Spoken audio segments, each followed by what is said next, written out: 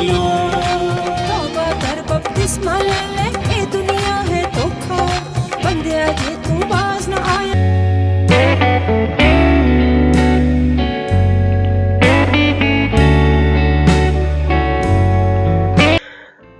Gospel of John chapter 6 5000 ਨੂੰ ਰੋਟੀ ਖਿਲਾਉਣਾ। John ਦੀ ਰੋਟੀ ਮੈਂ ਆ। ਇਹਦੇ ਪਿੱਛੋਂ ਯਸੂ ਗਲੀਲ ਦੀ ਅਰਥਾਤ ਤਬਰਿਆਸ ਦੀ ਝੀਲ ਕੋਲੋਂ ਪਾਰ ਚਲਾ ਗਿਆ ਤੇ ਵੱਡੀ ਝੀਲ ਉਹਦੇ ਮਗਰ ਉਤਰੀ, ਕਿਉਂਕਿ ਉਹਨਾਂ ਨੇ ਨਿਸ਼ਾਨ ਦੇਖੇ ਜਿਹੜੇ ਰੋਗੀਆਂ ਉੱਤੇ।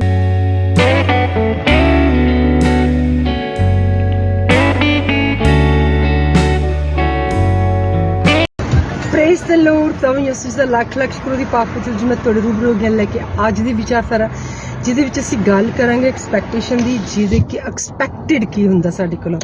ਜਿਸ ਤਰ੍ਹਾਂ ਕਿ ਦੇਖੋ ਖੁਦਾਵੰਦ ਸਾਡੇ ਕੋਲੋਂ ਐਕਸਪੈਕਟ ਕਰਦੇ ਆ ਕਿ ਅਸੀਂ ਹਰ ਵਕਤ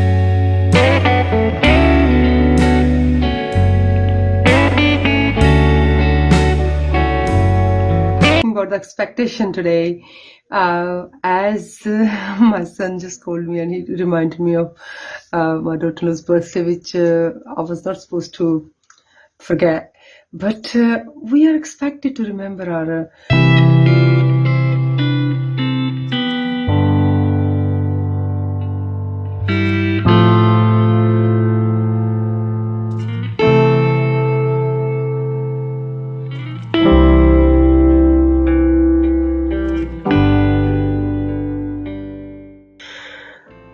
Gospel of John chapter 6 5000 ਨੂੰ ਰੋਟੀ ਖਿਲਾਉਣਾ। ਜੌਨ ਦੀ ਰੋਟੀ ਮੈਂ ਆ। ਇਹਦੇ ਪਿੱਛੋਂ ਯਸੂ ਗਲੀਲ ਦੀ ਅਰਥਾਤ ਤਬਰਿਆਸ ਦੀ ਝੀਲ ਕੋਲੋਂ ਪਾਰ ਚਲਾ ਗਿਆ ਤੇ ਵੱਡੀ ਝੀਲ ਉਹਦੇ ਮਗਰ ਉਤਰੀ, ਕਿਉਂਕਿ ਉਹਨਾਂ ਨੇ ਨਿਸ਼ਾਨ ਦੇਖੇ ਜਿਹੜੇ ਰੋਗੀਆਂ ਉੱਤੇ ਵਿਖਾਏ ਸਨ। ਫਿਰ ਯਸੂ ਪਹਾੜ ਉੱਤੇ ਚੜ੍ਹਿਆ ਅਤੇ ਉੱਥੇ ਚੇਲਿਆਂ ਦੇ ਸੰਗ ਬੈਠ ਗਿਆ। ਯਹੂਦੀਆਂ ਦਾ ਪਸਾ ਨਾਮੀ ਤਿਉਹਾਰ ਨੇੜੇ ਸੀ। ਉਪਰੰਤ ਯਸੂ ਨੇ ਅੱਖਾਂ ਚੁੱਕ ਕੇ ਇੱਕ ਵੱਡੀ ਭੀੜ ਆਪਣੇ ਵੱਲ ਆਉਂਦੀ ਵੇਖੀ ਤਾਂ ਫਿਲਿਪਸ ਨੂੰ ਕਿਹਾ, ਅਸੀਂ ਇਹਨਾਂ ਦੇ ਖਾਣ ਲਈ ਰੋਟੀਆਂ ਕਿੱਥੋਂ ਮੁੱਲ ਲਈਏ? ਪਰ ਉਹਨੇ ਪਰਤਾਵੇ ਦੇ ਲਈ ਆਖਿਆ, ਕਿਉਂਕਿ ਉਹ ਆਪ ਜਾਣਦਾ ਸੀ ਕਿ ਮੈਂ ਕੀ ਕਰਾਂਗਾ। ਫਿਲਿਪਸ ਨੇ ਉਹਨੂੰ ਉੱਤਰ ਦਿੰਦਾ ਕਿ ਕਿਹਾ, 100 ਰੁਪਏ ਦੀਆਂ ਰੋਟੀਆਂ ਖਾਣ ਨਾਲ ਕੀ ਬਣਨਾ ਹੈ? ਪੂਰਾ ਨਹੀਂ ਪੈਟਣਾ, ਹਰੇਕ ਨੂੰ ਥੋੜਾ ਜਿਹਾ ਵੀ ਮਿਲੇ। ਤਾਂ ਚੇਲਿਆਂ ਨੇ ਵਿੱਚੋਂ ਇੱਕ ਸ਼ਮੌਨ ਪਤਰਸ ਦੇ ਭਰਾ ਅੰਦਰਿਆਸ ਨੇ ਉਹਨੂੰ ਕਿਹਾ, ਇੱਥੇ ਇੱਕ ਮੁੰਡਾ ਹੈਗਾ ਜਿਹਦੇ ਕੋਲ ਜਵਾਂ ਦੀਆਂ 5 ਰੋਟੀਆਂ ਤੇ 2 ਛੋਟੀਆਂ ਜਿਹੀਆਂ ਮੱਛੀਆਂ ਹਨ, ਪਰ ਇੰਨਿਆਂ ਲੋਕਾਂ ਲਈ ਇਹ ਕੀ ਹਨ? ਤਾਂ ਯਿਸੂ ਨੇ ਕਿਹਾ, ਲੋਕਾਂ ਨੂੰ ਬਿਠਾਲ ਦਿਓ। ਉਸ ਥਾਂ ਤੇ ਘਾਹ ਬਹੁਤ ਸੀ, ਸੋ ਮਰਦ ਜੋ ਗਿਣਤੀ ਵਿੱਚ 5000 ਸਨ ਬੈਠ ਗਏ। ਯਿਸੂ ਨੇ ਰੋਟੀਆਂ ਤੋੜੀਆਂ, ਲੈ ਕੇ ਸ਼ੁਕਰ ਕਰਕੇ ਤੇ ਬੈਠਿਆਂ ਹੋਇਆਂ ਨੂੰ ਵੰਡ ਦਿੱਤੀਆਂ, ਇਸ ਤਰ੍ਹਾਂ ਮੱਛੀਆਂ ਵਿੱਚੋਂ ਵੀ ਜਿੰਨੀਆਂ ਉਹ ਚਾਹੁੰਦੇ ਸਨ। ਅਤੇ ਜਦੋਂ ਉਹ ਰੱਜ ਗਏ ਤਾਂ ਉਹਨੇ ਆਪਣੇ ਚੇਲਿਆਂ ਨੂੰ ਕਿਹਾ, ਬਚੇ ਹੋਏ ਟੁਕੜਿਆਂ ਨੂੰ ਇਕੱਠੇ ਕਰੋ, ਖਰਾਬ ਨਾ ਕੁਝ ਵੀ ਹੋ ਜਾਵੇ। ਸੋ ਉਹਨਾਂ ਨੇ ਉਹਨਾਂ ਨੂੰ ਇਕੱਠਿਆਂ ਕੀਤਾ ਤੇ ਜਵਾਂ ਦੀਆਂ ਰੋਟੀਆਂ 5 ਰੋਟੀਆਂ ਦੇ ਟੁਕੜਿਆਂ ਨਾਲ, ਜਿਹੜੇ ਕਿ ਖਾਣ ਵਾਲਿਆਂ ਤੋਂ ਬਚ ਰਹੇ ਸਨ, 12 ਟੋਕਰੀਆਂ ਭਰ ਗਈਆਂ। ਉਪਰੰਤ ਉਹਨਾਂ ਲੋਕਾਂ ਨੇ ਨਿਸ਼ਾਨ ਜਿਹੜਾ ਉਸਨੇ ਵਿਖਾਇਆ ਸੀ ਵੇਖ ਕੇ ਕਿਹਾ, ਸੱਚੀ ਮੁੱਚੀ ਇਹ ਨਬੀ ਹੈ ਜਿਹੜਾ ਜਗਤ ਵਿੱਚ ਆਉਣ ਵਾਲਾ ਹੈ ਸੀ। ਤਾਂ ਯਿਸੂ ਨੂੰ ਮਾਲੂਮ ਹੋਇਆ ਜੋ ਉਹ ਮੈਨੂੰ ਬਦੋ ਬਦੀ ਫੜ ਕੇ ਪਾਤਸ਼ਾਹ ਬਣਾਉਣ ਲਈ ਲੱਗੇ ਹਨ।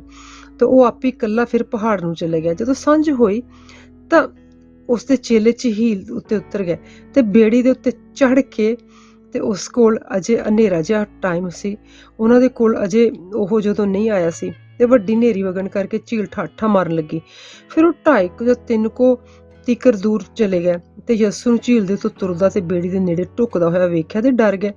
ਉਹਨਾਂ ਨੂੰ ਆਖਿਆ, ਨਾ ਡਰੋ, ਮੈਂ ਹੀ ਆ। ਤੇ ਉਸਨੇ ਬੇੜੀ ਉੱਤੇ ਚੜਾ ਲੈਣ ਨੂੰ ਉਹ ਰਾਜੀ ਹੋ ਗਏ ਉਹਨੂੰ। ਤਾਂ ਇੰਨੇ ਨੂੰ ਜਿੱਥੇ ਉਹਨਾਂ ਨੇ ਜਾਣਾ ਸੀ ਤੇ ਬੇੜੀ ਉੱਥੇ ਜਾ ਪਹੁੰਚੀ। ਦੂਜੇ ਦਿਨ ਉਸ ਭੀੜ ਨੇ ਜਦੋਂ ਕਿ ਝੀਲ ਉਸਦੇ ਪਾਰ ਖੜੀ ਸੀ ਦੇਖਿਆ ਕਿ ਇੱਥੇ ਬੇੜੀ ਤੋਂ ਬਿਨਾਂ ਹੋਰ ਤਾਂ ਕੋਈ ਵੀ ਨਹੀਂ। ਯਿਸੂ ਆਪਣੇ ਚੇਲਿਆਂ ਨਾਲ ਉਸ ਬੇੜੀ ਤੇ ਨਾ ਗਿਆ ਤੇ ਇਕੱਲੇ ਹੀ ਚੇਲੇ ਉੱਥੇ ਚਲੇ ਗਏ ਅਤੇ ਹੋਰ ਬੇੜੀਆਂ ਤਬਰਿਆਸ ਵੱਲੋਂ ਆਉਂਦੀਆਂ ਰਹੀਆਂ। ਤੇ ਇੱਥੇ ਨੇੜੇ ਜਿੱਥੇ ਕਿ ਪ੍ਰਭੂ ਦੇ ਸ਼ੁਕਰ ਕਰਨ ਦੇ ਪਿੱਛੇ ਰੋਟੀ ਖਾਧੀ ਸੀ, ਉਹਨਾਂ ਲੋਕਾਂ ਨੂੰ ਵੇਖਿਆ ਜੋ ਇੱਥੇ ਨਾ ਯਿਸੂ ਹੈ ਤੇ ਨਾ ਹੀ ਉਸਦੇ ਚੇਲੇ। ਤਾਂ ਉਹ ਉਸਦੀ ਭਾਲ ਵਿੱਚ ਉੱਥੇ ਕਬਰਨਾਹੂਮ ਨੂੰ ਆ ਗਏ ਤੇ ਉੱਥੇ ਝੀਲ ਦੇ ਪਾਰ ਲੱਭ ਕੇ ਉਹਨਾਂ ਨੂੰ ਕਿਹਾ, ਸਵਾਮੀ ਜੀ ਤੁਸੀਂ ਇੱਥੇ ਕਦੋਂ ਆਏ? ਯਿਸੂ ਉਹਨਾਂ ਨੂੰ ਉੱਤਰ ਦਿੱਤਾ, ਮੈਂ ਤੁਹਾਨੂੰ ਸੱਚ ਕਹਿੰਦਾ ਕਿ ਤੁਸੀਂ ਮੈਨੂੰ ਇਸ ਲਈ ਨਹੀਂ ਭਾਲਦੇ ਨਿਸ਼ਾਨ ਵੇਖੇ, ਤੁਸੀਂ ਇਸ ਲਈ ਭਾਲਦੇ ਜੋ ਉਹਨਾਂ ਰੋਟੀਆਂ ਵਿੱਚੋਂ ਖਾ ਕੇ ਕਈ ਤੁਸੀਂ ਰੱਜ ਗਏ ਤੇ ਨਾਸ਼ ਹੋਣ ਵਾਲੇ ਖਾਣੇ ਲਈ ਮਿਹਨਤ ਨਾ ਕਰੋ, ਸਗੋਂ ਭੋਜਨ ਲਈ ਜਿਹੜਾ ਸਦੀਪਕ ਜਿਉਣ ਤੀਕ ਰਹਿੰਦਾ ਹੈ ਤੇ ਉਹਦੇ ਲਈ ਮਨੁੱਖ ਦਾ ਪੁੱਤਰ ਤੁਹਾਨੂੰ ਦੇਵੇਗਾ ਤੇ ਪਿਤਾ ਪਰਮੇਸ਼ਵਰ ਨੇ ਉਸ ਉੱਤੇ ਮਿਹਰ ਕਰ ਦਿੱਤੀ ਹੈ। ਤਾਂ ਯਿਸੂ ਨੇ ਉਹਨਾਂ ਨੂੰ ਆਖਿਆ ਕਿ ਪਰਮੇਸ਼ਵਰ ਦੇ ਕੰਮ ਕਰਨ ਨੂੰ ਉਹਨਾਂ ਨੇ ਅਸੀਂ ਕੀ ਕਰੀਏ? ਯਿਸੂ ਨੇ ਉਹਨਾਂ ਨੂੰ ਉੱਤਰ ਦਿੱਤਾ, ਪਰਮੇਸ਼ਵਰ ਦਾ ਕੰਮ ਇਹੀ ਹੈ ਕਿ ਜਿਹਨੂੰ ਉਹਨੇ ਭੇਜਿਆ ਉਹਦੇ ਤੇ ਨਿਸ਼ਚਾ ਕਰੋ ਤਾਂ ਉਹਨਾਂ ਉਸ ਨੂੰ ਆਖਿਆ, ਫਿਰ ਤੂੰ ਕਿਹੜੇ ਨਿਸ਼ਾਨ ਵਿਖਾਲਦਾ ਅਸੀਂ ਤੇਰੇ ਜਿਹੜਾ ਨੂੰ ਵੇਖ ਕੇ ਪ੍ਰਤੀਤ ਕਰੀਏ? ਕੀ ਤੂੰ ਕਰਮ ਕਰਦਾ ਹੈ? ਸਾਡੇ ਵੱਡਿਆਂ ਨੇ ਤਾਂ ਉਜਾੜ ਦੇ ਵਿੱਚ ਮੰਨ ਵੀ ਖਾਧਾ, ਲਿਖਿਆ ਹੋਇਆ ਕਿ ਉਹਨਾਂ ਨੇ ਆਕਾਸ਼ੋਂ ਰੋਟੀ ਉੱਥੋਂ ਲਿੱਤੀ। ਉਪਰੰਤ ਯਿਸੂ ਨੂੰ ਆਖਿਆ, ਤੁਹਾਨੂੰ ਸੱਚ-ਸੱਚ ਆਖਦਾ ਕਿ ਮੂਸਾ ਨੇ ਤੁਹਾਨੂੰ ਆਕਾਸ਼ੋਂ ਰੋਟੀ ਨਹੀਂ ਸੀ ਦਿੱਤੀ, ਮੇਰਾ ਪਿਤਾ ਤੁਹਾਨੂੰ ਸੱਚੀ ਸੁਰਗੀ ਰੋਟੀ ਦਿੰਦਾ ਹੈ, ਕਿਉਂਕਿ ਪਰਮੇਸ਼ਰ ਦੀ ਰੋਟੀ ਜੋ ਸੁਰਗੋਂ ਉਤਰਦੀ ਹੈ ਸੰਸਾਰ ਨੂੰ ਜਿਉਣ ਦਿੰਦੀ ਹੈ।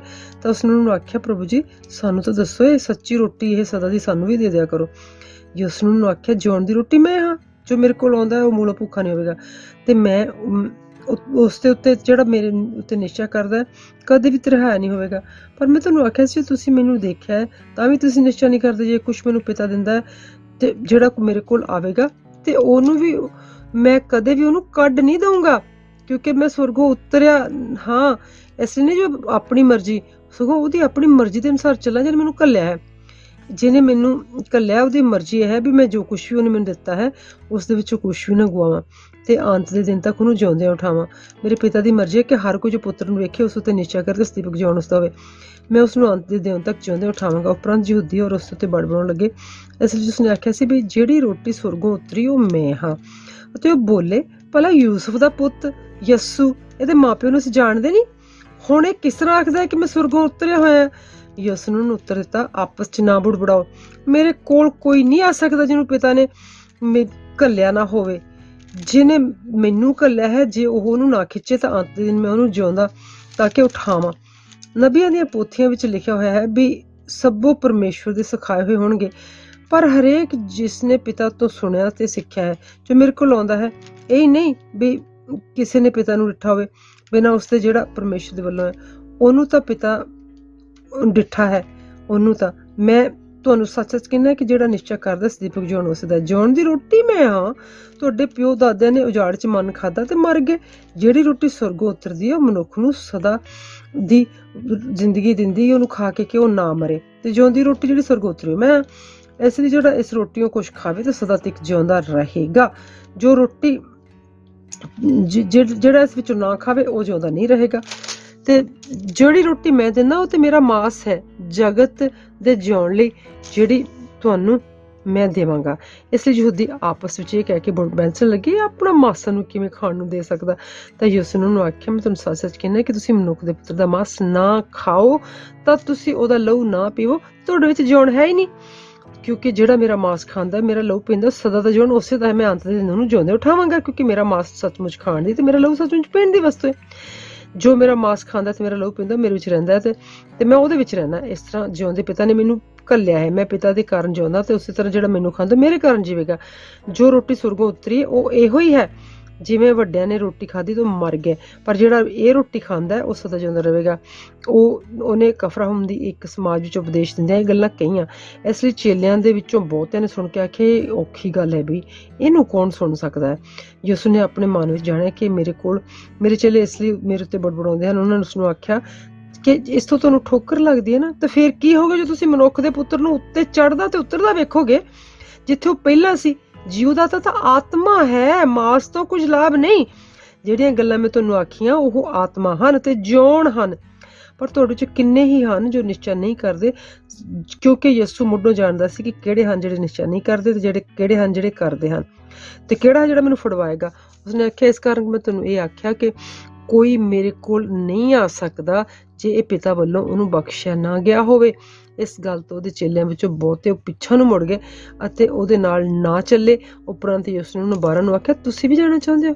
ਸ਼ਮੂਨ ਪਤਰਸ ਨੇ ਉੱਤਰਦਾ, ਪ੍ਰਭੂ ਜੀ ਅਸੀਂ ਕਿਹਦੇ ਕੋਲ ਜਾਈਏ? ਸਦੀਪਕ ਜਿਉਣ ਦੀਆਂ ਗੱਲਾਂ ਤਾਂ ਤੇਰੇ ਕੋਲ ਹਨ, ਪਰ ਅਸਾਂ ਦਾ ਨਿਸ਼ਚਾ ਕੀਤੀ ਹੈ ਤੇ ਜਾਣਿਆ ਹੈ ਕਿ ਤੂੰ ਪਰਮੇਸ਼ਵਰ ਦਾ ਪੁੱਤਰ ਪੁਰਖ ਹੈ। ਯਿਸੂ ਨੇ ਉਹਨਾਂ ਨੂੰ ਆਖਿਆ, ਕੀ ਮੈਂ ਤੁਹਾਨੂੰ ਨਹੀਂ ਚੁਣਿਆ? ਕੀ ਮੈਂ 12 ਨੂੰ ਨਹੀਂ ਚੁਣਿਆ? ਮੈਂ ਤੁਹਾਡੇ ਵਿੱਚੋਂ ਇੱਕ ਜਾਣਾ ਹੈ ਜਿਹੜਾ ਸ਼ੈਤਾਨ ਹੈ। ਇਹ ਕਹਿ ਕੇ ਉਸਨੇ ਸ਼ਮੂਨ ਇਸਕਰਿਓਤੀ ਦੇ ਪੁੱਤਰ ਯਹੂਦਾ ਦੇ ਵਿਖੇ ਇਹ ਕਿਹਾ, ਕਿਉਂਕਿ ਉਹ ਸੀ ਜੋ ਉਸਨੂੰ ਫੜਵਾਉਣਾ ਚਾਹੁੰਦਾ ਸੀ ਤੇ ਉਹ 12 ਵਿੱਚੋਂ ਇੱਕ ਸੀ।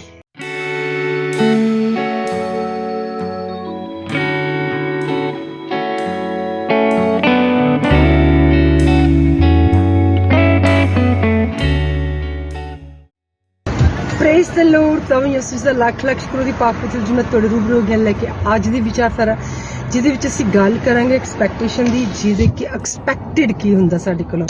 ਜਿਸ ਤਰ੍ਹਾਂ ਕਿ ਦੇਖੋ ਖੁਦਾਵੰਦ ਸਾਡੇ ਕੋਲ ਐਕਸਪੈਕਟ ਕਰਦੇ ਆ ਕਿ ਅਸੀਂ ਹਰ ਵਕਤ ਆਪਣਾ ਆਪ ਉਹਦੇ ਹਵਾਲੇ ਕਰੀਏ ਔਰ ਆਪਣੇ ਆਪ ਨੂੰ ਅਵੇਲੇਬਲ ਕਰੀਏ ਕਿ ਖੁਦਾ ਸਾਨੂੰ ਵਰਤ ਸਕੇ ਆਪਣੇ ਕੰਮਾਂ ਕਾਰਾਂ ਲਈ, ਜਿਹਦੇ ਲਈ ਉਹਨੇ ਸਾਨੂੰ ਜ਼ਿੰਦਗੀ ਬਖਸ਼ੀ ਹੋਈ ਆ। ਐਸੇ ਤਰ੍ਹਾਂ ਸਾਡੇ ਘਰ ਦੇ ਸਾਡੇ ਮਾਂ-ਬਾਪ ਸਾਡੇ ਬੱਚੇ ਸਾਡੇ ਕੋਲੋਂ ਕਈ ਚੀਜ਼ਾਂ ਐਕਸਪੈਕਟ ਕਰਦੇ ਨੇ ਜਿਹੜੀਆਂ ਕਿ ਉਹਨਾਂ ਨੂੰ ਇਹ ਕਰਨ ਦਾ ਮਤਲਬ ਹੱਕ ਮਿਲਿਆ ਹੋਇਆ, ਜਿਸ ਤਰ੍ਹਾਂ ਸਾਨੂੰ ਖੁਦਾ ਦੇ ਹਜ਼ੂਰੀ ਦੇ ਵਿੱਚ ਹੱਕ ਮਿਲਿਆ ਹੈ। ਇੱਥੇ ਮੈਂ ਇੱਕ ਗੱਲ ਕਰਾਂਗੀ। ਕੱਲ ਮੇਰੇ ਬੇਟੇ ਨੇ ਮੈਨੂੰ ਫੋਨ ਕਰਕੇ ਕਿਹਾ, ਕਹਿੰਦਾ ਮੰਮੀ ਤੈਨੂੰ ਪਤਾ ਹਰਵਿੰਦਰ ਦਾ ਬਰਥਡੇ ਆ ਐਂਡ ਤੂੰ ਕਾਰਡ ਜ਼ਰੂਰ ਉਹਦੇ ਲਈ ਪਾਣਾ। ਮੈਂ ਕਿਹਾ ਠੀਕ ਹੈ ਪੁੱਤਰ ਜੀ। ਐਂਡ ਤੇ ਮੈਂ ਕਿਹਾ ਪਰ ਮੇਰਾ ਕਾਰਡ ਕਿੱਥੇ? ਕਹਿੰਦਾ ਮਮ ਮੈਂ ਤੇ ਬੇਬੀ ਆ ਤੇਰਾ, ਤਾਂ ਇਸ ਕਰਕੇ ਮੇਰੇ ਕੋਲ ਤਾਂ ਐਕਸਪੈਕਟਡ ਨਹੀਂ ਹੈ, ਤੂੰ ਤੇ ਮੰਮੀ ਆ। ਸੋ ਮੈਨੂੰ ਇਸ ਤਰ੍ਹਾਂ ਲੱਗਿਆ ਕਿ ਵਾਕਈ ਬੱਚੇ ਜਿੰਨੇ ਮਰਜ਼ੀ ਵੱਡੇ ਹੋ ਜਾਣ ਉਹ ਆਪਣੇ ਆਪ ਨੂੰ ਬੇਬੀ ਸਮਝਦੇ। ਸੇਮ ਚੀਜ਼ ਮੈਂ ਵੀ ਆਪਣੀ ਮੰਮੀ ਕੋਲ ਸਮਝਦੀ ਹਾਂ ਕਿ ਮੰਮੀ ਨੇ ਮੈਨੂੰ ਜ਼ਰੂਰ ਬਰਥਡੇ ਕਹਿਣਾ ਤੇ ਮੈਂ ਵੀ ਮੰਮੀ ਨੂੰ ਕਹਿਣਾ, ਪਰ ਥੋੜੀ ਜਿਹੀ ਫਰਕ ਆ ਜਿਹੜੀ ਉੱਥੋਂ ਦੀ ਜਿਹੜੇ ਕਿ ਇੱਥੇ ਬੱਚੇ ਵੱਡੇ ਹੋਏ ਉਹਨਾਂ ਦੀ ਐਕਸਪੈਕਟੇਸ਼ਨ ਤੇ ਜਿਹੜੇ ਅਸੀਂ ਥੋੜਾ ਜਿਹਾ ਉੱਥੇ ਤੇ ਬਾਕੀ ਸਾਰਾ ਇੱਥੇ ਵੱਡੇ ਹੋਏ ਸਾਡੀ ਐਕਸਪੈਕਟੇਸ਼ਨ ਤੇ ਉਹਨਾਂ ਲੋਕਾਂ ਵਿੱਚ ਜਿਹੜੇ ਬਿਲਕੁਲ ਸਾਰੇ ਦੇ ਸਾਰੇ ਹੀ ਪੂਰੇ ਇੰਡੀਆ ਜਾਂ ਪਾਕਿਸਤਾਨ 'ਚ ਵੱਡੇ ਹੋਏ। ਐਸੀ ਤਰ੍ਹਾਂ ਮੈਨੂੰ ਇੱਕ ਹਾਦਸਾ ਹੀ ਕਹਿ ਸਕਦੇ ਹਾਂ ਮੈਨੂੰ ਇੱਕ ਮਤਲਬ ਚੇਤੇ ਆਉਂਦਾ ਆ ਵਾਕਿਆ ਕਿ ਮੈਂ ਅੱਗੇ ਵੀ ਇਹਦੇ ਬਾਰੇ ਗੱਲ ਕੀਤੀ ਹੈ ਕਿ ਮੈਂ ਨਾ ਛੋਟੇ ਹੁੰਦੇ ਨਾ ਇੱਕ ਵਾਰੀ ਮਤਲਬ ਹਾਸੇ ਦੇ ਵਿੱਚ ਮੈਂ ਪਾਥੀਆਂ ਢਾ ਦਿੱਤੀਆਂ। ਮੈਨੂੰ ਉਹਦਾ ਵੀ ਪਤਾ ਨਹੀਂ ਸ਼ੇਪ ਅੱਛੀ ਲੱਗੀ ਹੈਗੀ। ਅੱਛਾ ਜੀ ਘਰੇ ਆ ਗਈ ਜਿਹੜੀ ਸਾਡੀ ਗੁਆਂਢਣ ਚਾਚੀ ਤੇ ਉਹਨੇ ਸ਼ਿਕਾਇਤ ਲਾਈ ਤੇ ਪਰ ਜੀ ਆਪਾਂ ਕਿੱਥੇ ਮੰਨਣ ਵਾਲੇ ਸੀ ਉਹਨਾਂ ਦਿਨਾਂ 'ਚ। 10-12 ਸਾਲਾਂ ਦੇ ਬੱਚੇ ਆਪਣੀ ਧੁਨ 'ਚ ਹੁੰਦੇ ਆ। ਅੱਛਾ ਆਪਣੇ ਦਾਦੀ ਜੀ ਨੇ ਸਾਥ ਦਿੱਤਾ ਆਪਣਾ, ਜੀ ਸਾਡੀ ਕੁੜੀ ਤਾਂ ਗੋਹੇ ਦੇ ਨੇੜੇ ਨਹੀਂ ਜਾਂਦੀ। ਇਵੈਂਚੁਅਲੀ ਦੂਸਰੇ ਤੀਸਰੇ ਦਿਨ ਮੈਂ ਫਿਰ ਪਾਥੀਆਂ ਢਾ ਦਿੱਤੀਆਂ ਤੇ ਚਾਚੀ ਨੇ ਨਾ ਫਿਰ ਉਹ, ਪਰ ਉਸ ਵਾਰੀ ਜਦੋਂ ਮੈਂ ਢਾਈਆਂ ਮੈਂ ਮੇਰੇ ਜਿਹੜੇ ਚੱਪਲਾਂ ਪਾਈਆਂ ਸੀ ਉਹਨਾਂ ਦੇ ਵਿੱਚ ਟੁਕੜੀਆਂ ਦੇ ਵਿੱਚ ਗੋਹਾ ਫਸ ਗਿਆ ਤੇ ਉਹ ਕਹਿੰਦੀ ਅੱਜ ਦੱਸੋ ਜਰਾ ਤੁਹਾਡੀ ਕੁੜੀ ਦੀਆਂ ਜਰਾ ਕਹਿੰਦੀ ਚੱਪਲਾਂ ਤਾਂ ਲਹਾਓ। ਜਦੋਂ ਚੱਪਲਾਂ ਲਹਾਈਆਂ ਤੇ ਜੀ ਉਹਨਾਂ ਵਿੱਚ ਗੋਹਾ ਨਿਕਲਿਆ ਤੇ ਆਪਾਂ ਨੂੰ ਘਰ ਤਾਂ ਪਾਥੀਆਂ ਵਾਲੇ ਅੰਦਰ ਬੰਦ। ਮੇਰੇ ਦਾਦੀ ਜੀ ਨੇ ਬੜਾ ਰੌਲਾ ਪਾਇਆ ਕਿ ਕੁੜੀ ਦੇ ਕੁਛ ਲੜ ਜੂਗਾ, ਕੁੜੀ ਨੂੰ ਨਾ ਉੱਥੇ ਬੰਦ ਕਰ। ਪਰ ਮੰਮੀ ਕਹਿੰਦੀ ਇਹ ਕੁੜੀ ਜਿਹੜੀ ਕਿ ਪਾਥੀਆਂ ਢਾ ਕੇ ਆਈ ਆ ਤੇ ਉੱਪਰੋਂ ਇਹ ਮੰਨਦੀ ਨੀਗੀ ਤੇ ਇਹਦੇ ਚੰਗਾ ਹੈ ਕਿ ਕੁਛ ਲੜ ਜਵੇ ਤਾਂ ਕਿ ਇਹ ਮੁੜ ਕੇ ਮਤਲਬ ਦੁਬਾਰਾ ਇਦਾਂ ਦੀ ਹਰਕਤ ਨਹੀਂ ਕਰੂਗੀ। ਮੇਰੀ ਮੰਮੀ ਨੇ ਜੀ ਮੇਰੀ ਦਾਦੀ ਦੀ ਗੱਲ ਵੀ ਨਹੀਂ ਮੰਨੀ ਤੇ ਇਵੈਂਚੁਅਲੀ ਜਦੋਂ ਮੰਮੀ ਸੌਂ ਗਏ ਦਾਦੀ ਜੀ ਨੇ ਮੈਨੂੰ ਉੱਪਰੋਂ ਮਤਲਬ ਕੁੰਡਾ ਖੋਲ ਕੇ ਫਟਾਫਟ ਬਾਹਰ ਕੱਢ ਕੇ ਉੱਪਰ ਸਲਾਤਾ ਤੇ ਮਾਰਨਿੰਗ 'ਚ ਮੰਮੀ ਨੇ ਉੱਠ ਕੇ ਦਾਦੀ ਦੇ ਨਾਲ ਉਹ ਮਹਾਭਾਰਤ ਲਾਇਆ। ਕਹਿੰਦੀ ਕਿ ਤੂੰ ਮੇਰੀ ਕੁੜੀ ਦਾ ਡਿਸਿਪਲਿਨ ਖਰਾਬ ਕਰ ਦਿੱਤਾ ਕਿ ਕਿਉਂਕਿ ਮੈਂ ਉਹਨੂੰ ਸਜ਼ਾ ਦਿੱਤੀ ਤੂੰ ਉਹਨੂੰ ਕੱਢਤਾ। ਤੇ ਮੈਂ ਹੁਣ ਇਹ ਦੇਖ ਰਹੀ ਹਾਂ ਕਿ ਕੀ ਮੇਰੇ ਮੰਮੀ ਨੂੰ ਮੇਰੇ ਨਾਲ ਪਿਆਰ ਨਹੀਂ ਸੀ? ਬਿਲਕੁਲ ਵੀ ਇਦਾਂ ਦੀ ਗੱਲ ਨਹੀਂ, ਬਲਕਿ ਮੰਮੀ ਦਾ ਜਿਹੜਾ ਪਿਆਰ ਹੈ ਨਾ ਉਹ ਬਿਲਕੁਲ ਬਹੁਤ ਹੀ ਪਿਓਰ ਸੀ। ਇੱਥੋਂ ਤੱਕ ਕਿ ਮੰਮੀ ਕਹਿੰਦੀ ਜੇ ਪਾਥੀਆਂ ਵਾਲੇ ਅੰਦਰੋਂ ਕੁਝ ਲੜ ਜਵੇ ਕੁੜੀ ਨੂੰ ਤੇ ਲੜ ਜਵੇ ਫਿਰ, ਪਰ ਮੈਨੂੰ ਉਹਨੂੰ ਸੱਚ ਬੋਲਣਾ ਤੇ ਮੈਨੂੰ ਉਹਨੂੰ ਗਲਤ ਚੀਜ਼ਾਂ ਨਾ ਕਰਨੀਆਂ ਸਿਖਾਉਣਾ ਜ਼ਰੂਰੀ ਆ। ਮੈਂ ਇਸੇ ਤਰ੍ਹਾਂ ਪਹਿਲਾਂ ਛੋਟੇ ਹੁੰਦੇ ਨਹੀਂ ਸਮਝ ਸਕਦੀ ਸੀ, ਫਿਰ ਮੈਂ ਸੋਚਿਆ ਕਿ ਮੰਮੀ ਨੇ ਮੇਰੇ ਕੋਲ ਐਕਸਪੈਕਟ ਕਰਦੀ ਸੀ ਕਿ ਮੈਂ ਬਿਲਕੁਲ ਵੀ ਗਲਤ ਕੁਝ ਨਾ ਕਰਾਂ ਤੇ ਜੇ ਮੈਂ ਕਰਤਾ ਤੇ ਫਿਰ ਉਹ ਕਹਿੰਦੀ ਕਿ ਹੁਣ ਸਿੱਖਣਾ ਜ਼ਰੂਰੀ ਹੈ ਕਿ ਉਹਦੀ ਸਜ਼ਾ ਦਾ ਆਪਣਾ ਤਰੀਕਾ ਦੇਣਾ ਨਾ। ਕਦੇ ਜਦੋਂ ਅਸੀਂ ਨੇਲਸ ਕੱਟਦੇ ਆ ਤੇ ਜਦੋਂ ਸ਼ਾਰਪ ਨੇਲ ਲੈ ਕੇ ਅਸੀਂ ਬੱਚੇ ਕੋਲ ਜਾਂਦੇ, ਬੱਚਾ ਡਰਦਾ ਹੋਏ ਪਤਾ ਨਹੀਂ ਕੀ, ਪਰ ਅਸੀਂ ਫਿਰ ਬੱਚੇ ਨੂੰ ਹੌਲੀ ਪਤਾ ਲੱਗ ਜਾਂਦਾ ਕਿ ਅਸੀਂ ਨੇਲ ਕੱਟਣ ਨਾਲ ਜਾਂ ਕਿਸੇ ਚੀਜ਼ ਦੇ ਨਾਲ ਅਸੀਂ ਸਿਰਫ ਜਿਹੜੇ ਵਾਧੂ ਨੇਲ ਆ ਉਹੀ ਕੱਟਾਂਗੇ, ਉਹਨੂੰ ਦੁੱਖ ਨਹੀਂ ਲਾਵਾਂਗੇ, ਉਹਦਾ ਖੂਨ ਨਹੀਂ ਬਹਾਵਾਂਗੇ। ਐਸੇ ਤਰ੍ਹਾਂ ਵਾਲਾਂ ਦੀ ਵੀ ਗੱਲ ਹੈਗੀ ਆ। ਮਤਲਬ ਇਹ ਹੈ ਕਿ ਬਿਟਵੀਨ ਲਾਈਨਸ ਹੁੰਦਾ ਕਿ ਲਾਈਨਾਂ ਦੇ ਵਿੱਚ ਅੰਦਰ ਦੇਖਣਾ ਹੈ ਨਾ। ਹੁਣ ਅੱਜ ਦਾ ਜਿਹੜਾ ਮੈਸੇਜ ਅਸੀਂ ਇਹ 'ਚ ਦੇਖ ਰਹੇ ਕਿ ਅਸੀਂ ਐਕਸਪੈਕਟਡ ਕੀ ਆ, ਐਕਸਪੈਕਟੇਸ਼ਨਸ ਤੇ ਗੱਲ ਹੋ ਰਹੀ ਆ। ਕਈ ਵਾਰੀ ਲੋਕ ਲੱਜ ਜਿਹੜੀ ਆ ਉਹਦੇ ਵਿੱਚ ਬਹੁਤ ਕੁਝ ਇਦਾਂ ਦਾ ਐਕਸਪੈਕਟਡ ਆ ਕਿ ਜਿਹੜਾ ਖੁਦਾ ਦੀ ਜਿਹੜੀ ਮਰਜ਼ੀ ਆ ਉਹਨੂੰ ਉਹਦੀਆਂ ਜਿਹੜੀਆਂ ਨਹੀਂ ਧੱਜੀਆਂ ਉਡਾ ਕੇ ਰੱਖ ਦਿੰਦਾ। ਲੋਕ ਲੱਜ ਦੇ ਵਿੱਚ ਤੁਸੀਂ ਲੋਕਾਂ ਨੂੰ ਖੁਸ਼ ਕਰਨ ਲਈ ਖੁਦਾ ਦੇ ਬਾਰੇ ਸੋਚਣਾ ਹਟ ਜਾਂਦੇ ਆ। ਹੋਰ ਇਦਾਂ ਦੀਆਂ ਬਹੁਤ ਹਰਕਤਾਂ ਜਿਹੜੇ ਤੁਸੀਂ ਕਰਦੇ ਨੇ ਜਿਹੜੇ ਤੁਹਾਨੂੰ ਨਹੀਂ ਕਰਨੇ ਚਾਹੀਦੇ ਹੈ ਨਾ। ਸੋ ਇਸ ਕਰਕੇ ਅੱਜ ਦਾ ਜਿਹੜਾ ਮੈਸੇਜ ਹੈ ਇਹਦੇ ਵਿੱਚ ਮੈਂ ਗੱਲ ਕੀਤੀ ਹੈ ਕਿ ਅਸੀਂ ਐਕਸਪੈਕਟਡ ਆ ਕਿ ਅਸੀਂ ਹਮੇਸ਼ਾ ਸੱਚ ਬੋਲੀਏ ਕਿਉਂਕਿ ਖੁਦਾ ਨੇ ਕਿਹਾ ਕਿ truth will set you free. ਅਸੀਂ ਐਕਸਪੈਕਟਡ ਆ ਕਿ ਅਸੀਂ ਹਮੇਸ਼ਾ ਮਤਲਬ ਮਾਫ ਕਰੀਏ ਕਿਉਂਕਿ ਖੁਦਾ ਨੇ ਕਿਹਾ ਕਿ ਮਾਫ ਕੀਤੇ ਜਾਓਗੇ ਜੇ ਤੁਸੀਂ ਮਾਫ ਕਰੋਗੇ। ਹਜ਼ਾਰਾਂ ਨਹੀਂ ਬਲਕਿ ਲੱਖਾਂ ਏਦਾਂ ਦੀਆਂ ਗੱਲਾਂ ਜਿਹੜੀਆਂ ਸਾਡੀਆਂ ਹੀ ਸਾਨੂੰ ਪਸੰਦ ਨੇ, ਤਾਂ ਖੁਦਾ ਨੂੰ ਕਿੱਥੋਂ ਸਾਡੀਆਂ ਉਹ ਪਸੰਦ ਹੋਣਗੀਆਂ। ਪਰ ਫਿਰ ਵੀ ਉਹ ਹਰ ਰੋਜ਼ ਸਾਨੂੰ ਨਵਾਂ ਦਿਨ ਦਿੰਦਾ, ਉਠਾ ਖੜੇ ਕਰਦਾ। ਜੇ ਸਾਡੇ ਕੋਲੇ ਖੁਦਾਵੰ ਯਿਸੂ ਮਸੀਹ ਦਾ ਜੀਵਨ ਜਿਹੜਾ ਸਾਡੀ ਜ਼ਿੰਦਗੀ ਦੇ ਵਿੱਚ ਉਹ ਇੱਕ ਸਾਡੇ ਕੋਲੇ ਮਤਲਬ ਪੈਰਾਮੀਟਰ ਦੀ ਤਰ੍ਹਾਂ ਹੈਗਾ, ਤੇ ਸਾਡਾ ਗਲਤੀ ਕਰਨਾ ਤਾਂ ਬਣਦਾ ਹੀ ਨਹੀਂ, ਕਿਉਂਕਿ ਸਾਡੇ ਸਾਹਮਣੇ ਜਦੋਂ ਹਰ ਵੇਲੇ ਖੁਦਾਵੰ ਯਿਸੂ ਮਸੀਹ ਖੜਾ ਆ, ਜਿਹਨੇ ਅਰਸ਼ ਨੂੰ ਛੱਡ ਕੇ ਫਰਸ਼ ਦੇ ਉੱਤੇ ਜ਼ਿੰਦਗੀ ਲੈ ਕੇ ਤੇ ਆਪਣੀ ਜਾਨ ਜਿਹੜੀ ਆ ਉਹਨੂੰ ਸਾਡੇ ਲਈ ਅਰਗ ਦੇ ਦਿੱਤਾ, ਤੇ ਸਾਡਾ ਤਾਂ ਫਰਜ਼ ਬਣਦਾ ਹੈ ਕਿ ਅਸੀਂ ਹਰ ਜਿਹੜਾ ਮੁਸ਼ਕਿਲ ਆ ਕੰਮ ਉਹ ਖੁਦਾਵੰ ਯਿਸੂ ਮਸੀਹ ਦੇ ਆਪਣਾ ਜਿਹੜਾ ਮਾਰਗਦਰਸ਼ਨ ਦੀ ਤਰ੍ਹਾਂ ਕਰੀਏ। ਅਗਰ ਸਾਨੂੰ ਕੋਈ ਵੀ ਮਤਲਬ ਤਕਲੀਫ ਦਿੰਦੀ ਚੀਜ਼, ਤੇ ਹਰ ਦਰਵਾਜ਼ਾ ਜਿਹੜਾ ਖੁਦਾਵੰ ਯਿਸੂ ਮਸੀਹ, ਹਰ ਦਰਵਾਜ਼ੇ ਦੀ ਚਾਬੀ ਆ। ਤੁਹਾਡੇ 'ਚ ਵਿਸ਼ਵਾਸ ਹੋਣਾ ਲੋੜੀਂਦਾ, ਵਿਸ਼ਵਾਸ ਨੂੰ ਤੁਸੀਂ ਇਸਤੇਮਾਲ ਕਰਕੇ ਤੇ ਖੁਦਾਵੰ ਯਿਸੂ ਮਸੀਹ ਦੇ ਰਾਹੀਂ ਤੁਸੀਂ ਹਰ ਦਰਵਾਜ਼ਾ ਖੋਲ ਸਕਦੇ। ਐਸੇ ਕਰਕੇ ਉਹਨੇ ਕਿਹਾ ਕਿ ਮੇਰਾ ਅਕਸਰ ਜ਼ਿੰਦਗੀ ਹੈ। ਸੋ ਇਸ ਕਰਕੇ ਬਸ਼ਰਤਾ ਤੁਸੀਂ ਖੁਦਾ ਦੀ ਹਜ਼ੂਰੀ ਵਿੱਚ ਦੌੜਨਾ ਆ। ਅਗਰ ਤੁਹਾਨੂੰ ਕੋਈ ਕਹਿੰਦਾ ਹੈ ਕਿ ਮੈਨੂੰ ਖੁਦਾ ਤੋਂ ਦੂਰ ਕਰਨ ਦੀ ਮੇਰੀ ਮਦਦ ਕਰ, ਤੇ ਉਹ ਤੁਸੀਂ ਓਬਵੀਅਸਲੀ ਨਹੀਂ ਕਰੋਗੇ, ਉਹਨੇ ਆਪੇ ਹੀ ਕਰ ਲੈਣਾ। ਜਿਹਨੇ ਆ ਸੋਚ ਲਿਆ ਉਹਨੇ ਮਤਲਬ ਕਰ ਲੈਣਾ। ਪਰ ਤੁਹਾਨੂੰ ਜਿਹੜੇ ਖੁਦਾ ਦੇ ਵਿੱਚ ਚੰਗੀ ਤਰੀਕੇ ਨਾਲ ਬਸੇ ਹੋਏ ਆ, ਉਹਨੂੰ ਦੂਰ ਕਰਨ ਦੀ ਜ਼ਰੂਰਤ ਨਹੀਂ ਕੋਈ ਕਰ ਸਕਦਾ, ਕਿਉਂਕਿ ਜਿਹੜਾ ਚੀਜ਼ ਖੁਦਾ ਦਾ ਜਿਹੜੇ ਜੀਵ ਨੂੰ ਪੈ ਗਿਆ ਪਿਆਰ, ਤੇ ਜਿਹੜੇ ਪਿਆਰ ਨੂੰ ਚੱਖ ਲਿਆ ਨਾ ਉਹਨੇ, ਉਹ ਤਾਂ ਫਿਰ ਮਰਦਾ ਮਰ ਜਾਊਗਾ, ਪਰ ਯਿਸੂ 'ਚ ਮਰੂਗਾ, ਯਿਸੂ 'ਚ ਜੀਊਗਾ, ਯਿਸੂ 'ਚ ਹਰ ਕੰਮ ਕਰੂਗਾ। ਤੇ ਜੇ ਤੁਸੀਂ ਐਸ ਦੌੜ ਦੇ ਦੌੜਾਕ ਬਣ ਗਿਆ, ਤੇ ਫਿਰ ਜਿਹਨੇ ਤੁਸੀਂ ਕਿਸੇ ਹੋਰ ਦੌੜ ਨਹੀਂ ਤੁਹਾਨੂੰ ਪਸੰਦ ਆ ਸਕਦੀ। ਜਿਹਨੇ ਦੌੜਨਾ ਆਪਣੇ 'ਚ ਤਾਕਤ ਪੈਦਾ ਕਰੇ, ਆਪਣੀਆਂ ਹੱਡੀਆਂ ਦੇ ਵਿੱਚ ਬਲ ਪੈਦਾ ਕਰੇ, ਕਸਰਤ ਕਰੇ, ਯਿਸੂ ਦੀ ਦੌੜੇ ਦੌੜਨਾ ਜਿੰਨਾ ਮਰਜ਼ੀ ਦੌੜ ਲਵੇ, ਹਨਾ। ਪਰ ਤੁਹਾਨੂੰ ਨਹੀਂ ਕਹਿ ਸਕਦਾ ਕਿ ਤੂੰ ਆਪਣੀ ਦੌੜ ਜਿਹੜੀ ਆ ਉਹ ਛੱਡ ਕੇ ਤੇ ਮੇਰੇ ਨਾਲ ਮਜ਼ਾਕਾਂ ਦੀ ਜਿਹੜੀ ਆ ਹਨਾ ਉਹ ਪਾਇਦਾਰੀ ਦੁਕਾਨਦਾਰੀ ਕਰ। ਨਹੀਂ, ਕਿਉਂਕਿ ਤੁਹਾਨੂੰ ਪਤਾ ਕਿ ਜਿਹੜਾ ਕੁਝ ਤੁਹਾਡੇ ਕੋਲ ਹੈ ਉਹ ਬਹੁਤ ਮਹਿੰਗੇ ਮੁੱਲ ਦਾ ਹੈ। ਤੁਹਾਡੀ ਮੁਕਤੀ ਜਿਹੜੀ ਆ ਉਹਦੀ ਬਹੁਤ ਮਹਿੰਗੀ ਕੀਮਤ ਦਿੱਤੀ ਗਈ ਹੈ। ਇਸ ਕਰਕੇ ਜੀ ਖੁਦਾ ਦੀ ਹਜ਼ੂਰੀ ਦੇ ਵਿੱਚ, ਉਹਦੀ ਭਰਪੂਰੀ ਦੇ ਵਿੱਚ ਕਾਇਮ ਤੇ ਦਾਇਮ ਰਹਿਣ ਲਈ ਤੁਹਾਨੂੰ ਤੁਹਾਡੇ ਕੋਲ ਐਕਸਪੈਕਟਡ ਆ ਕਿ ਪੂਰਾ ਦਿਲ ਪੂਰੀ ਜਾਨ ਨਾਲ ਹਰ ਵੇਲੇ ਖੁਦਾ ਦੀ ਜ਼ਿੰਦਗੀ ਵਿੱਚ ਬਣੇ ਰਹੋ। ਆਪਾਂ ਕਰਦੇ ਹਾਂ ਦੁਆ, ਤੇ ਫਿਰ ਆਪਾਂ ਸਾਰਿਆਂ ਨੇ ਤੁਹਾਡੇ ਜਿਹੜੀ ਜ਼ਿੰਦਗੀ ਖੁਦਾ ਦੇ ਹੱਥ ਕਰਨੀਆਂ ਨੇ। ਜੈ ਮਸੀਹ ਦੀ।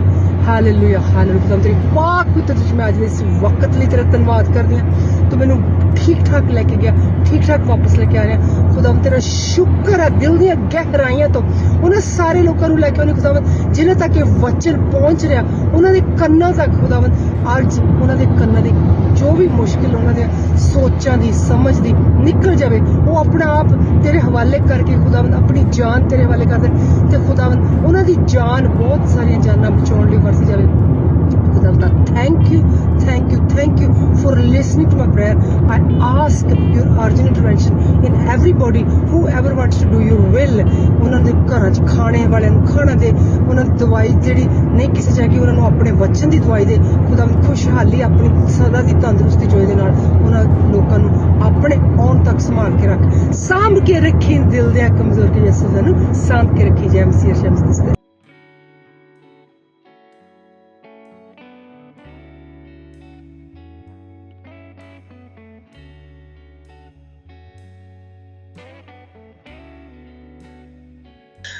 Praise the Lord. I'm talking about the expectation today. As my son just told me, and he reminded me of my daughter's birthday, which I was not supposed to forget.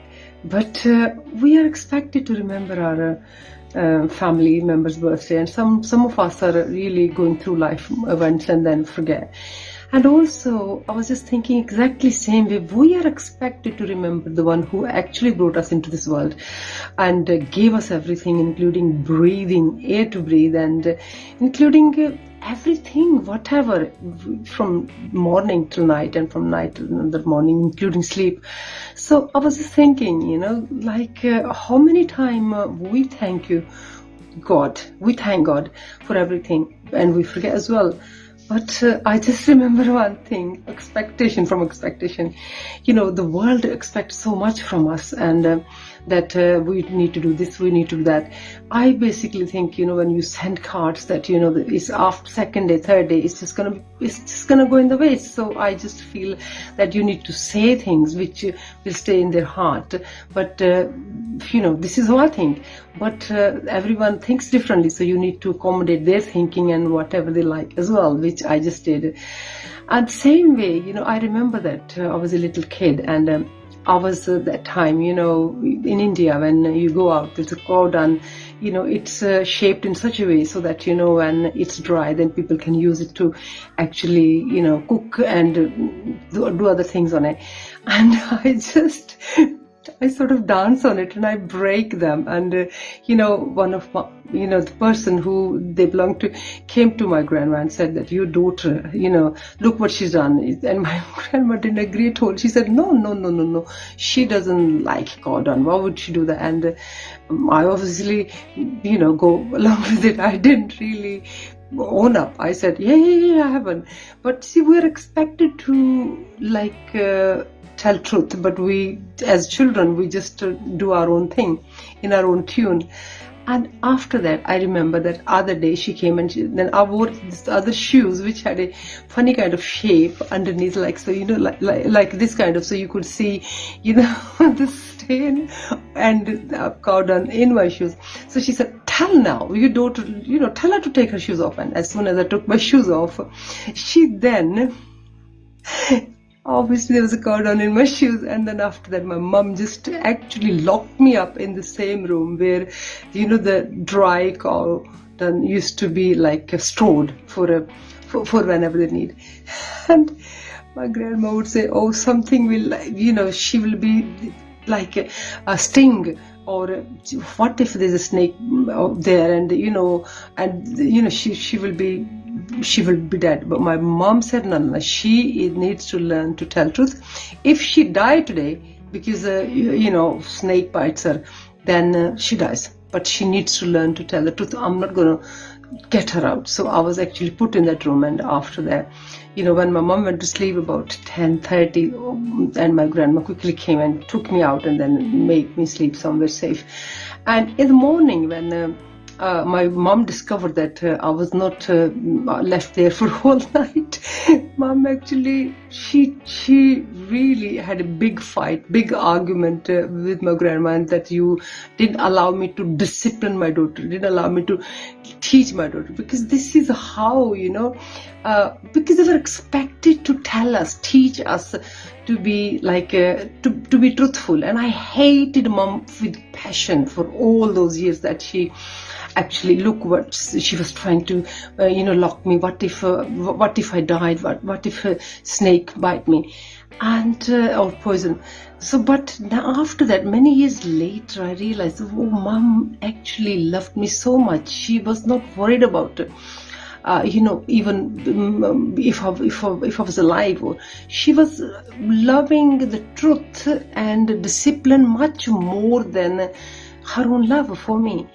I really admire her, her behavior so much. So we are expected to be like sometime, soft, sometime gentle, sometime. But when we try to love our God's love through, what we're expected, then we do the word of God where it says that, teach your children, discipline your child in such a way so that when it grows old, and then the discipline stay with it. So I really hope you try to understand from this whatever we are expected to do. Are we fulfilling that? Sometimes we don't. Jam Siddhi. जिन्ना मर्जी पुत्तों के पावे पाले रोला अन्ने बोले नू जो पूजे ओ भी अन्ना बोला ओ सच्ची राय यसू वाली पैरों दे वल मोड़ मुख पापी बंदेया गुना दे वल्लों मोड़ करने तौबा बंदेया करनी यसू जी दिलों तौबा कर बपतिस्मा ले ले ए दुनिया है धोखा बंदिया जे तू बाज न आया फिर होवेगा औखा तौबा कर बपतिस्मा ले ले ए दुनिया है धोखा बंदिया जे तू बाज न आया फिर होवेगा औखा गुरु कुदस हुण मंग ले यसू को ओदे विच ही जोर मुख पापी बंदेया ਗੁਣਾਂ ਦੇ ਵੱਲੋਂ ਮੋੜ ਕਰ ਲੈ ਤੋਬਾ ਬੰਦਿਆ ਕਣੀ ਯਿਸੂ ਜੀ ਦੀ ਲੋੜ हालेलुया हालेलुया सर्वशक्तिमान खुदावन यसु मसीह महान तो जो है जो इसी सदा विराजमान खुदावन तेरी पाक पवित्र सूच आज दे इस बड़े ब्यूटीफुल खूबसूरत दिन नूं रखदी हां खुदावन ਅੱਜ ਦੇ ਦਿਹਾੜੇ 'ਚ ਖੁਦਾਵੰਦ ਜਿੰਨੇ ਵੀ ਲੋਕ ਤੇਰੇ ਵੱਲ ਆਪਣੇ ਹੱਥ ਚੁੱਕ ਕੇ ਇਸ ਤਰ੍ਹਾਂ ਖੜੇ ਆ ਉਹਨਾਂ ਦੀਆਂ ਜ਼ਰੂਰਤਾਂ ਪੂਰੀਆਂ ਕਰ ਖੁਦਾਵੰਦ ਉਹਨਾਂ ਦੇ ਹੱਥਾਂ ਉੱਤੇ ਆਪਣੀ ਮਰਜ਼ੀ ਦਾ ਮੱਸਾ ਧਰ ਦੇ ਖੁਦਾਵੰਦ ਉਹਨਾਂ ਨੂੰ ਬਚਾ ਲੈ ਖੁਦਾਵੰਦ ਜੋ ਵੀ ਉਹਨਾਂ ਦੀ ਜ਼ਿੰਦਗੀ ਦੇ ਵਿੱਚ ਗਲਤੀਆਂ ਹੋਈਆਂ ਨੇ ਤੂੰ ਕਿਰਮ 'ਚ ਗੁਨਾਹਾਂ ਨੂੰ ਖੁਦਾਵੰਦ ਸਮੁੰਦਰ ਦੀ ਤਹਿ 'ਚ ਸੁੱਟ ਦੇਣਾ ਕਿ ਜਿਹੜੇ ਕਦੇ ਨਜ਼ਰ ਨਾ ਆਉਣ ਖੁਦਾਵੰਦ ਐਸੇ ਤਰ੍ਹਾਂ ਉਹ ਵੀ ਆਪਣੇ ਆਪ ਨੂੰ ਮਾਫ ਕਰਕੇ ਅੱਗੇ ਤੁਰਨ ਵਾਲੇ ਬਣਨ ਖੁਦਾਵੰਦ ਜਿਨ੍ਹਾਂ ਦੇ ਘਰ ਜੋ ਵੀ ਉਹਨਾਂ ਨੂੰ ਖੁਦਾਵੰਦ ਚਾਹੀਦੀ ਆ ਉਹਨਾਂ ਦੇ ਘਰ ਦੇ ਵਿੱਚ ਜੇ ਖਾਣਾ ਨਹੀਂ ਆ ਉਹਨਾਂ ਨੂੰ ਖਾਣਾ ਦੇ ਜੇ ਉਹਨਾਂ ਦੇ ਘਰ ਦੇ ਵਿੱਚ ਅਕਲਮੰਦੀ ਨੇ ਉਹਨਾਂ ਨੂੰ ਅਕਲ ਦੇ ਖੁਦਾਵੰਦ ਜੇ ਉਹਨਾਂ ਦੇ ਘਰ ਦੇ ਵਿੱਚ ਸਪਿਰਿਚੁਅਲ ਤੇਰੀ ਰੋਜ਼ ਦੀ ਰੋਟੀ ਤੇਰੇ ਵਿਚਾਰਧਾਰਾ ਤੇਰੇ ਵਚਨ ਨੂੰ ਖੁਦਾਵੰਦ ਪਿਆਰ ਨਾਲ ਸਵੀਕਾਰਨ ਦੀ ਸ਼ਕਤੀ ਕਨੈਕਟੀਵਿਟੀ ਅਵੇਲੇਬਿਲਿਟੀ ਨਹੀਂ ਤਾਂ ਉਹ ਦੇ ਮੇਰੇ ਪਿਤਾ ਤਾਂ ਕਿ ਕੋਈ ਵੀ ਰੂਹ ਖੁਦਾਵੰਦ ਜਿਹੜੀ ਉਹ ਤੇਰੇ ਤੋਂ ਭੁੱਖੀ ਪਿਆਸੀ ਤਰਸਦੀ ਨਾ ਦਮ ਤੋੜੇ ਤੇਰੇ ਹੀ ਵਚਨ ਮੁਤਾਬਿਕ ਪੂਰਾ ਹੋਏ ਖੁਦਾਵੰਦ ਮੈਂ ਧੰਨਵਾਦ ਕਰਦੀ ਹਾਂ ਰਿਪੈਂਟੈਂਸ ਲੋਕਾਂ ਦੀ ਖੁਦਾਵੰਦ ਜਿਹੜੇ ਜਿਨ੍ਹਾਂ ਨੂੰ ਤੇਰੇ ਅੱਗੇ ਤੌਬਾ ਕਰਕੇ ਆਉਣ ਦੀ ਲੋੜ ਆ ਖੁਦਾਵੰਦ ਉਹਨਾਂ ਨੂੰ ਅਕਲ ਦੇ ਉਹਨਾਂ ਦਾ ਇਨਫ ਹੋ ਜਾਵੇ ਤੇ ਉਹ ਤੈਨੂੰ ਆਪਣਾ ਤੇਰੀ ਬੇੜੀ ਨੂੰ ਆਪਣਾ ਹੱਥ ਪਾ ਕੇ ਖੁਦਾਵੰਦ ਤੇ ਬਚ ਜਾਣ ਯਿਸੂ ਤੇਰਾ ਪੱਲਾ ਫੜ ਕੇ ਦੀ ਤਰ੍ਹਾਂ thank you for listening to my prayer in the name of Jesus Christ amen ਓ ਮੇਰੇ ਪਿਤਾ ਤੂੰ ਜਿਹੜਾ ਸਵਰਗ ਵਿੱਚ ਹੈ ਤੇਰਾ ਨਾਮ ਪਾਕ ਮੰਨਿਆ ਜਾਵੇ ਤੇਰਾ ਰਾਜ ਆਵੇ ਤੇਰੀ ਮਰਜ਼ੀ ਜਿਹੜੀ ਅਸਮਾਨ ਤੇ ਪੂਰੀ ਹੁੰਦੀ ਉਹ ਜ਼ਮੀਨ ਉੱਤੇ ਵੀ ਹੋਵੇ ਸਾਡੀ ਰੋਜ਼ ਦੀ ਰੋਟੀ ਸਾਨੂੰ ਅੱਜ ਫਿਰ ਦੇ ਤੇ ਮਾਫ ਕਰ ਸਾਡੇ ਕਰਜ਼ੇ ਜਿਵੇਂ ਅਸਾਂ ਵੀ ਆਪਣੇ ਕਰਜ਼ਿਆਂ ਨੂੰ ਮਾਫ ਕੀਤਾ ਪਰਤਾਵੇ ਵਿੱਚ ਨਾ ਲਿਆ ਸਗੋਂ ਹਰ ਬੁਰਾਈ ਤੋਂ ਬਚਾ ਪਾਤਸ਼ਾਹਤ ਕੁਦਰਤ ਜਲਾਲ ਸਭ ਕੁਝ ਤੇਰਾ ਯਿਸੂ ਦਾ ਪਾਕ ਮਜ਼ਮੂਆ ਤੁਹਾਡੇ ਲਈ ਪੇਸ਼ ਕਰ ਰਿਹਾ ਹੈ ਬਾਈਬਲ ਸਟੱਡੀ ਅੱਜ ਦਾ ਵਿਚਾਰ ਤੇ life changing study and messages subscribe ਕਰਨਾ ਤੇ ਸ਼ੇਅਰ ਕਰਨਾ ਨਹੀਂ ਭੁੱਲਣਾ ਤਾਂ ਕਿ ਤੁਸੀਂ ਦੂਸਰਿਆਂ ਤੱਕ ਘਰੇ ਬੈਠੇ ਬਿਠਾਏ ਖੁਸ਼ਖਬਰੀ ਪਹੁੰਚਾ ਸਕੋ ਤੇ ਖੁਦਾਵੰਦ ਯਿਸੂ ਮਸੀਹ ਦਾ ਹੁਕਮ ਪਹੁੰਚਾ ਸਕੋ ਜੈ ਮਸੀਹ ਦੀ ਹਰ ਸ਼ੈ ਮਸੀਹ ਦੀ ਤੇ ਮੈਂ ਮਸੀਹ ਦੀ